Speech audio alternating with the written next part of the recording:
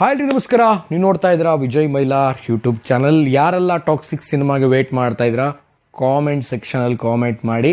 So ಇವತ್ತು ನಾನು ಮಾತಾಡ್ತಾ ಇದ್ದೀನಿ ಟಾಕ್ಸಿಕ್ ಬಗ್ಗೆ, ಇಂಪ್ರೆಷನ್ ಬಗ್ಗೆ ಅಂತ ಹೇಳ್ತಾ ವಿಡಿಯೋ ಬೇಗ ಶುರು ಮಾಡ್ತಾ ಇದ್ದೀನಿ. ಶುರು ಮಾಡೋಕ್ಕಿಂತ ಮುಂಚೆ ಚಾನಲ್ನ ಸಬ್ಸ್ಕ್ರೈಬ್ ಮಾಡ್ಕೊಳ್ಳಿ. ಇನ್ಸ್ಟಾ, ಫೇಸ್ಬುಕ್ ಆಗಿ ಎಕ್ಸೆಲ್ ಫಾಲೋ ಮಾಡೋದನ್ನು ಮರಿಬೇಡಿ. ಸೊ ದುರಂಧರ್ ಮತ್ತು ಟಾಕ್ಸಿಕ್ ಅನ್ನೋ ಈ ಒಂದು ಕಾಂಪಿಟೇಷನ್ ಇತ್ತು, ಈಗೆಲ್ಲ ಆಲ್ಮೋಸ್ಟ್ ಮುಗಿದೋಗಿದೆ. ಸೊ ದುರಂಧರ್ ನೋಡಿದವ್ರು ಯಾರು ಇದ್ದೀರಾ, ಸೊ ನೀವು ಕೂಡ ಕಾಮೆಂಟ್ ಮಾಡಿ ಎಷ್ಟು ಸಾರಿ ದುರಂಧರ್ ನೋಡಿದ್ರಿ ಅಂತ.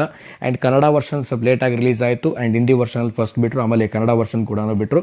ಸೊ ಕನ್ನಡ ಯಾರಾದರೂ ನೋಡಿದರೆ ಸೊ ನಿಮಗೆ ಡಬ್ಬಿಂಗ್ ಹೇಗೆ ಅನ್ನಿಸ್ತು ಅನ್ನೋದನ್ನು ಕೂಡ ಕಾಮೆಂಟ್ ಸೆಕ್ಷನಲ್ಲಿ ಕಾಮೆಂಟ್ ಮಾಡಿ ತಿಳಿಸಿ. ಏನಕ್ಕೆ ಹೇಳ್ತಾ ಇದ್ದೀನಿ ಅಂತಂದರೆ, ತುಂಬ ಜನ ನನಗೆ ಕೇಳ್ತಾ ಇದ್ರಿ ಕನ್ನಡ ವರ್ಷನ್ ಬಗ್ಗೆ ಒಂದು ವಿಡಿಯೋ ಮಾಡಿ ಅಂತ. ಬಟ್ ಕನ್ನಡ ಒಂದು ಡಬ್ಬಿಂಗು ಓಕೆ ಅಂತ ನನಗನ್ನಿಸ್ತು ದುರಂಧರ್ದು. ಸೊ ಹಾಗಾಗಿ ನಿಮ್ಗೆ ಹೇಗೆ ಅನ್ನಿಸ್ತು ಕಾಮೆಂಟ್ ಸೆಕ್ಷನಲ್ಲಿ ಕಾಮೆಂಟ್ ಮಾಡಿ. ಆ್ಯಂಡ್ ವಿಚಾರಕ್ಕೆ ಬಂದುಬಿಡ್ತೀನಿ. ಟಾಕ್ಸಿಕ್ ಇದೆ, ಜೂನ್ 4ನೇ ತಾರೀಕಿಗೆ ರಿಲೀಸ್ ಇದೆ. ಕೆಲವೊಂದು ವಿವಾದಗಳಾಗಿತ್ತು. ಸೊ ಟಾಕ್ಸಿಕ್ಕು ಮತ್ತು ದುರಂಧರ್ ನಡುವೆ ಕಾಂಪಿಟೇಷನ್ನು.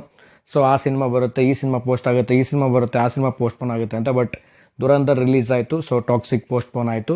ಬಹುಶಃ ಟಾಕ್ಸಿಕ್ ಪೋಸ್ಟ್ಪೋನ್ ಮಾಡಿದ್ದು ಬಹುಶಃ ಒಳ್ಳೆ ವಿಚಾರ ಅಂತ ಅಂದ್ಕೊಳ್ತೀನಿ. ಏನಕ್ಕೆ ಅಂದರೆ ತುಂಬಾ ಒಂದು ನಿಯರ್ ಡೇಟ್ಗೆ ಕೆಲವೊಂದು ಸಾಂಗ್ಸ್ ರಿಲೀಸ್ ಬಗ್ಗೆ ಆಗಿರ್ಬೋದು, ಆ್ಯಂಡ್ ಟ್ರೈಲರ್ ಬಗ್ಗೆ ಆಗಿರ್ಬೋದು, ಸಿನಿಮಾದ ಒಂದು ಇವೆಂಟ್ ಬಗ್ಗೆ ಆಗಿರ್ಬೋದು. ಸೊ ಯಾವುದೂ ಒಂದು ಕ್ಲಾರಿಟಿ ಅನ್ನೋದೇ ಇರಲಿಲ್ಲ. ಸೊ ಈ ಒಂದು ಕ್ಲಾರಿಟಿಗೋಸ್ಕರ ಟೈಮ್ ತೊಗೋಬೇಕಾಗಿತ್ತು ಟೀಮು, ಖಂಡಿತವಾಗ್ಲೂ ಟೈಮ್ ತೊಗೊಂಡಿದೆ. ಆ್ಯಂಡ್ ಸದ್ಯಕ್ಕೆ ನಡೀತಿರುವಂಥ ಕೆಲವೊಂದು ವಿಚಾರಗಳಿಂದಾಗಿ ಕೆಲವೊಂದು ಕಡೆ ರಿಲೀಸ್ ಮಾಡೋಕ್ಕೆ ತೊಂದರೆಗಳು ಉಂಟಾಗಿತ್ತು. ಯಾಕೆಂದರೆ ಈ ಸಿನಿಮಾ ದೊಡ್ಡ ಮಟ್ಟದಲ್ಲಿ ಇರೋದ್ರಿಂದ ಏಕಕಾಲಕ್ಕೆ ಎಲ್ಲ ಒಂದು ಕಂಟ್ರಿಯಲ್ಲೂ ಕೂಡ ರಿಲೀಸ್ ಆಗಬೇಕು. ಬಿಕಾಸ್ ಆಫ್ KGF ಯಶ್ ಅಂತಂದರೆ ತುಂಬ ಒಂದು ಆಡಿಯನ್ಸ್ ಬಿಲ್ಡ್ ಮಾಡ್ಕೊಂಡಿರುವಂಥ ಒಬ್ಬರು ನಟ ಆಗಿರೋದ್ರಿಂದ ಸೊ ಎಲ್ಲ ಆಡಿಯನ್ಸ್ಗಳು ಕೂಡ ವೇಟ್ ಮಾಡ್ತಾ ಇದ್ದಾರೆ.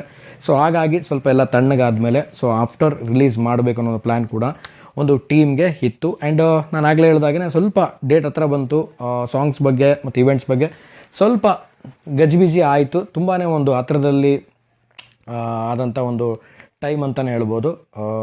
ಸೊ ಅವ್ರಿಗೆ ಕಂಫರ್ಟ್ ಆಗಿಲ್ಲ. ಇಟ್ಸ್ ಓಕೆ, ತೊಂದರೆ ಇಲ್ಲ. ಆ್ಯಂಡ್ ಟಾಕ್ಸಿಕ್ನ ಈ ಒಂದು ಸಿನಿಮಾದ ಒಂದು ಇಂಪ್ರೆಷನ್ ಬಗ್ಗೆ ನಾನು ಇವತ್ತು ಹೇಳ್ತಾ ಇದ್ದೀನಿ. ಇಲ್ಲಿ ಯಾವ ಸಿನಿಮಾ ದೊಡ್ಡದು, ಯಾವ ಸಿನಿಮಾ ಚಿಕ್ಕದು ಅನ್ನೋದಕ್ಕಿಂತ ಸಿನಿಮಾದ ಕ್ಯಾಟಗರಿ ಆಫ್ ಆಡಿಯನ್ಸ್ ಮೇಲೆ ಹೋಗುತ್ತೆ. ಸೊ ಈಗ ಒಂದು ಹಿಂದಿ ಸಿನಿಮಾ ಯಾವುದಾದ್ರು ಬೇರೆ ರಿಲೀಸ್ ಆಗಿದ್ದರೆ, ದುರಂಧರ್ ಬಿಟ್ಟು ನಾರ್ಮಲ್ ಕ್ಯಾಟಗರಿಯಲ್ಲಿ ಒಂದು ಲವ್ ಸ್ಟೋರಿ, ಒಂದು ಫ್ಯಾಮಿಲಿ ಸ್ಟೋರಿ, ನಾರ್ಮಲ್ ಒಂದು ಕಮರ್ಷಿಯಲ್ ಮೂವಿ ಆಗಿದ್ದರೆ ಬಟ್ ಅಷ್ಟು ಇಂಪ್ರೆಷನ್ ಕ್ರಿಯೇಟ್ ಮಾಡ್ತಾ ಇತ್ತಲ್ಲ ಗೊತ್ತಿಲ್ಲ. ಸೊ ದುರಂಧರ್ ಇಂಪ್ರೆಷನ್ ಮಾಡಿದ್ದು ಒಂದು ದೇಶ ಪ್ರೇಮದ ಬಗ್ಗೆ ತುಂಬಾ ಒಂದು ಆಡಿಯನ್ಸ್ಗಳನ್ನು ಅದರ ಹತ್ರ ಸೆಳೀತು. ಆ್ಯಂಡ್ ಏನಕ್ಕೆ ಹೇಳ್ತಾ ಇದ್ದೀನಿ ಅಂದರೆ, ಸೊ ಆಲ್ಮೋಸ್ಟ್ ಹಿಂದಿ ಸಿನಿಮಾಗಳು ಬಂದರೆ ಕನ್ನಡದಲ್ಲಿ ಡಬ್ ಆಗಿರುತ್ತೆ, ಬಟ್ ಥಿಯೇಟ್ರಲ್ಲಿ ಡಬ್ಬು ಆಗಿರುವಂಥದ್ದು ಲ್ಯಾಂಗ್ವೇಜಲ್ಲಿ ಅಂದರೆ ಕನ್ನಡ ಲ್ಯಾಂಗ್ವೇಜಲ್ಲಿ ಇರುವಂಥದ್ದು ಬಹುಶಃ ರಿಲೀಸ್ ಮಾಡಲ್ಲ. ಬಟ್ ಇದು ಕೂಡ ದುರಂಧರ್ ಬಂದಿದ್ದಿಲ್ಲ ಸ್ಟಾರ್ಟಿಂಗಲ್ಲಿ, ಬಟ್ ಆಮೇಲೆ ಜನಗಳ ಒಂದು ಕೋರಿಕೆ ಮೇಲೆ ಕನ್ನಡ ವರ್ಷನ್ ಕೂಡ ರಿಲೀಸ್ ಮಾಡಿದ್ರು. ಸೊ ಕನ್ನಡ ವರ್ಷನ್ ರಿಲೀಸ್ ಆಯಿತು. ಕನ್ನಡ ವರ್ಷನ್ ರಿಲೀಸ್ ಆದಮೇಲೂ ಕೂಡ ಒಂದು ಒಳ್ಳೆ ರೆಸ್ಪಾನ್ಸ್ ಸಿಕ್ತು. ಸೊ ಈ ರೀತಿಯಾದಂಥ ಒಂದು ದೇಶ ಪ್ರೇಮದ ಸಿನಿಮಾ ಆಗಿರೋದ್ರಿಂದ ಸೊ ತುಂಬಾ ಒಂದು ಆಡಿಯನ್ಸ್ಗಳನ್ನು ಅದರ ಹತ್ರ ಸೆಳ್ಕೊಂಡಂಥ ಸಿನಿಮಾ ಅಂತಲೇ ಹೇಳ್ಬೋದು. ಸೊ ಅದೇ ರೀತಿ ಟಾಕ್ಸಿಕ್ ಬಗ್ಗೆ ಹೇಳೋದಾಯಿತು ಅಂದರೆ, ಸೊ ಟಾಕ್ಸಿಕ್ಕು ಯಶ್ ಅವರ ಒಂದು ಐ ಥಿಂಕ್ ಡ್ರೀಮ್ ಪ್ರಾಜೆಕ್ಟ್ ಅಂದರೂ ಕೂಡ ತಪ್ಪಾಗಲ್ಲ. ಅಷ್ಟರ ಮಟ್ಟಿಗೆ ಅವರು ಕೂಡ ಅದನ್ನು ಮಗು ಥರ ಸಿನಿಮಾನ ಮಾಡ್ಕೊಂಬಂದಿದ್ದಾರೆ. ಸೊ ಈಗ ಆ ಸಿನಿಮಾ ನಾವೆಲ್ಲ ತೆರೆ ಮೇಲೆ ನೋಡಬೇಕು, ಹೇಗಿರುತ್ತೆ ಅನ್ನೋ ಒಂದು ವೀಕ್ಷಣೆ ಕಾಯ್ತಾ ಇದ್ದೀವಿ. ಸೊ ಆಲ್ಮೋಸ್ಟ್ ನಾನು ಕೂಡ ಈ ಒಂದು ಸಿನಿಮಾಗೆ ಕಾಯ್ತಾ ಇದ್ದೀನಿ. ತುಂಬ ಒಂದು ಇಂಪ್ರೆಷನ್ ಇರುವಂಥದ್ದು. ಸೊ ನೆಕ್ಸ್ಟ್ ಬರುವಂಥ ಈ ಅಪ್ಡೇಟ್ ಏನಿದೆ, ಈ ಟಾಕ್ಸಿಕ್ ಅಪ್ಡೇಟು ಒಂದು ಸಾಂಗ್ ವೈಸಲ್ಲಿ ಆಗಿರ್ಬೋದು, ಟ್ರೈಲರ್ ಆಗಿರ್ಬೋದು, ಚಿಕ್ಕದಾಗಿ ಇನ್ನೊಂದು ಗ್ಲಿಮ್ಸು ಅಥವಾ ಏನಾದರೂ ಕೊಡ್ತಾರೇನೋ. ಸೊ ನೋಡೋಣ, ಕಾದು ನೋಡೋಣ, ಅದೇನೂ ತೊಂದರೆ ಇಲ್ಲ. ಆ್ಯಂಡ್ ಈಗ ಸದ್ಯದ ಮಟ್ಟಿಗೆ ಹೇಳಬೇಕು ಅಂದರೆ ಎಲ್ಲರ ಕಣ್ಣು ಈಗ ಟಾಕ್ಸಿಕ್ ಮೇಲಿದೆ. ಸೊ ಜೂನ್ 4ನೇ ತಾರೀಕಿಗೆ ಎಲ್ಲರೂ ಕೂಡ ಟಾಕ್ಸಿಕ್ ನೋಡಬೇಕು ಅಂತ ಕಾಯ್ತಾ ಇದ್ದಾರೆ. ಸೊ ನಿಮಗೇನು ಅನಿಸುತ್ತೆ ಟಾಕ್ಸಿಕ್ ಬಗ್ಗೆ ಕಾಮೆಂಟ್ ಸೆಕ್ಷನಲ್ಲಿ ಕಾಮೆಂಟ್ ಮಾಡಿ.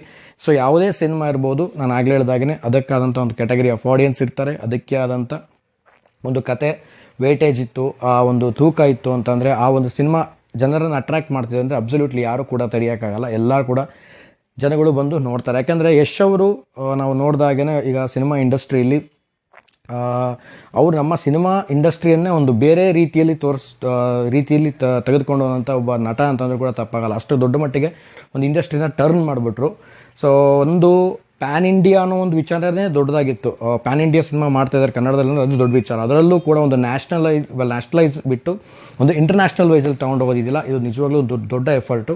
ಸೊ ಈ ಒಂದು ಕೆಲಸನ ಯಶ್ ಅವರು ಕೂಡ ಒಂದು KGF ಮೂಲಕವಾಗಿ ಮಾಡಿದ್ರು.